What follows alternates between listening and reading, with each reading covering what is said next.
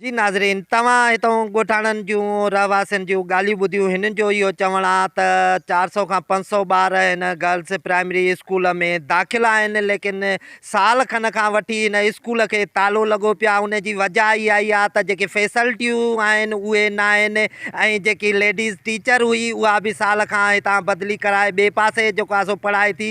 उन जो मेन कारण इहो ई आहे त स्कूल में न फर्नीचर आहे, न वॉशरूम आहिनि, न ई वरी जेको आहे सो को नल पंप जेको पाणीअ जो आहे उहो लॻल आहे, जंहिंजे करे लेडीज़ टीचर जो हिते अचणु जेको आहे उहो नामुमकिन थी वियो आहे। ऐं असांजी एजुकेशन मिनिस्टर खां अपील आहे त खुदारा नियाणियुनि जे तालीम ते रहम कयो त ऐं ही स्कूल जेको आहे इहो खोले, हिनखे फर्नीचर ॾेई ऐं हिन में लेडीज़ टीचर मुक़ररु कई वञे, ऐं जेके सहूलियतूं जेके न आहिनि उहे मुहैया करे, ऐं हितां जे ॻोठ न्याल मशोरीअ जे रहवासियुनि जूं ॻोठ न्याल मशोरीअ जे नियाणियुनि जूं जेको तालीम आहे उहा बहाल कई वञे। कैमरा टीम सां गॾु तस्लीम अहमद, टाइम न्यूज़, सॻियूं।